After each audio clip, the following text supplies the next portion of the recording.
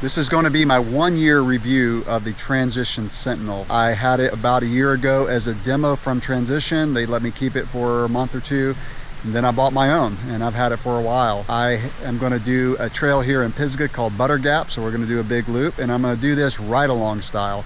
Sometimes I'll do my reviews where I sit with the bike camera sitting on a tripod, but today we're going to ride. I'm going to talk through my impressions of this bike after being on it for about a year. I'll start by talking about the climbing. What I love about Pisgah, by the way, is you've got a lot of the climbing on double track and fire roads and then single track downhill. So I'm starting this pretty long climb, and this bike it just feels smooth. Like the tires roll really well, and it's got an Assegai on the front, Minion DHR on the back, which is a beefy tire combination.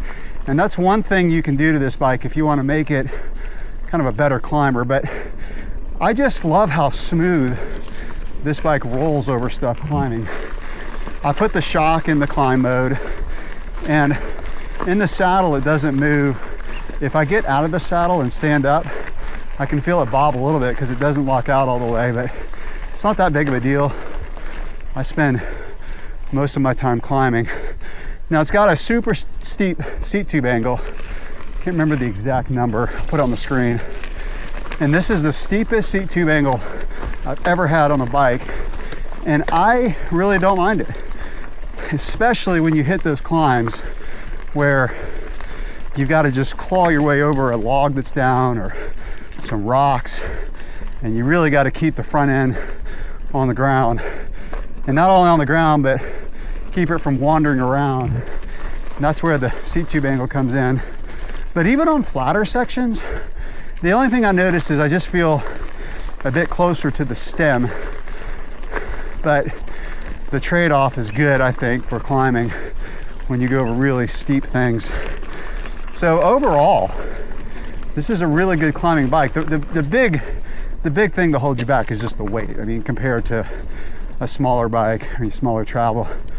So since this has 160, 150, it's about 32 pounds. It's the XO version.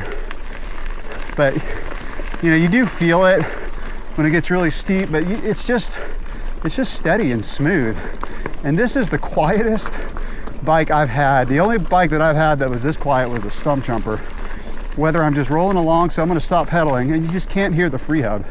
It's got a DT Swiss 350. Like, I just stopped pedaling there. There's like almost no sound to it. Not like the i9s. It's a matter of preference.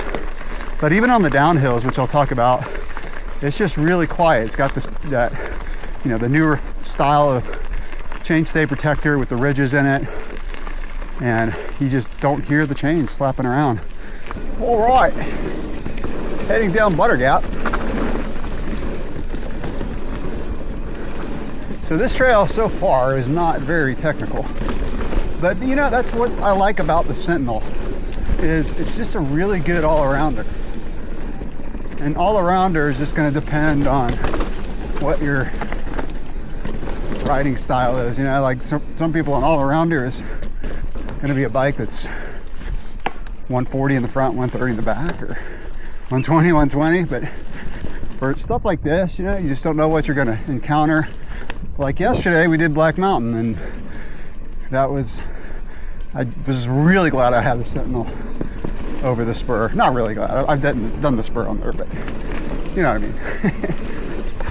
Oh yeah. Hitting this trail blind because not only has it been a lot of years since I've done this trail, but they've redone it. Oh gosh. Yeah, like, you know, just a couple sections you're like, oh, I'm glad I got the extra travel, but on this stuff that's more flowy, you don't need it, but it's still good. And that's what's nice about the Sentinel. Like, the head angle is a little bit steeper this year, for the new one, I should say. And so even stuff like this that's not too rough or technical or super steep, it still handles really well. Like, I can just move this bike around so well. So here's a good example of steep single track climbing on the Sentinel. And like I was mentioning before, the front end just really stays, all right, I'll use a generic term, composed. Doesn't wander around that much when it gets super steep. Yeah, it's steep. I'm in my lowest gear. Gearing on this bike is good.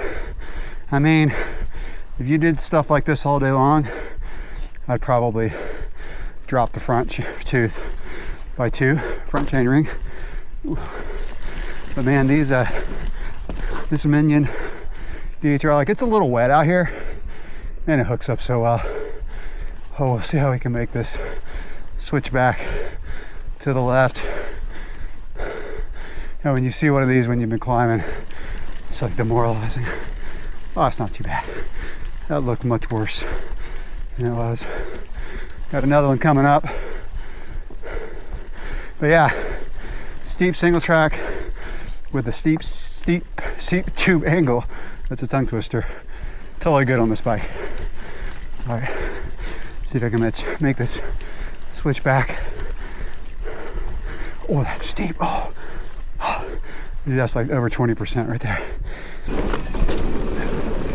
Yeah, I don't think we're gonna hit anything too rocky on this trail, but I'll show some B-roll on my ride yesterday at Black Mountain and talk about how the bike does over kind of rockier stuff. And I had a couple situations where the bike, like I hit a rock, not perfect, and the front end kind of skipped out a little bit, and man, the bike just recovered so well.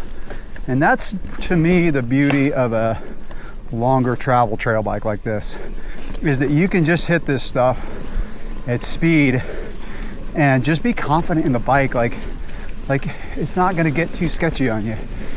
And that's why I love having long travel bikes.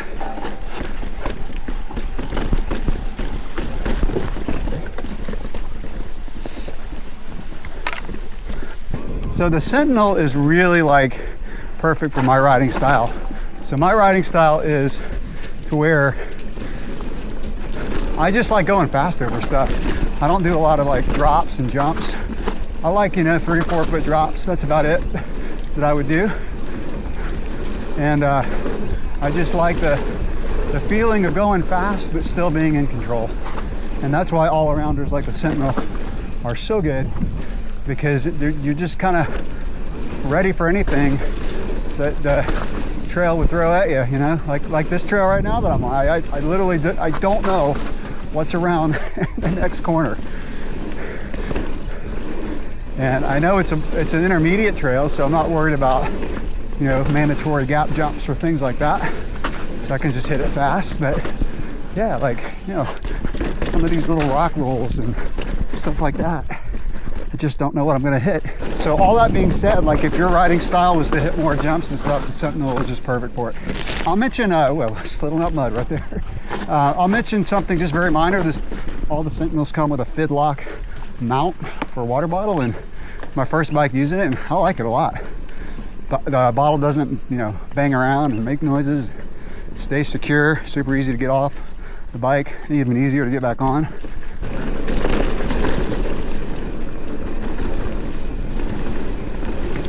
I'll wrap up this review by talking about the front end stiffness of this bike, which is just excellent. It's got a Fox 36, and the frame is just built with a lot of front end stiffness, and man, it just tracks through the corners. Like when it gets sketchy, the front end doesn't get pushed around by the terrain.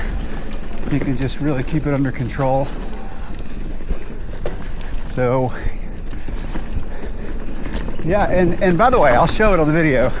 The gap, the chain stays are to where there's a very small gap in the back where the rear tire is, and I was a little concerned like when I first got the bike, because I thought maybe mud would build up, but then I was like, you know what, this bike is made by Transition in the Pacific Northwest, where during their loam season, like the bike just gets completely like filled up with mud and loam, and it's fine. Like yesterday was kind of muddy, got some mud built up on it, but it's fine. Oh, this is still hitting everything blind here, so taking it slightly cautious over stuff like that, but It's a fun trail. So, okay, that's gonna wrap up my long-term review of the Transition Sentinel. Such a great all-arounder, just perfect. Could I have a smuggler and be happy? Yeah, I really could. But then there's just those times where you hit sketchy stuff and you're just glad that you were on a bike with this much travel. And like if I ever go to, you know, parks and, you know, do park riding, it's good to have a bike that I could throw on a shuttle and you know, because I'm not gonna have a full-on enduro bike like the Spire. Like, that's just not my riding style. Everything that I do on a mountain bike, as far as just all-around riding up in the mountains, I can do on this bike. All right, so any questions or comments that you have about this bike, about my review, anything that I didn't cover, let me know. And what's your favorite all-arounder? As far as travel, maybe even the brand, let me know in the comments below. See y'all.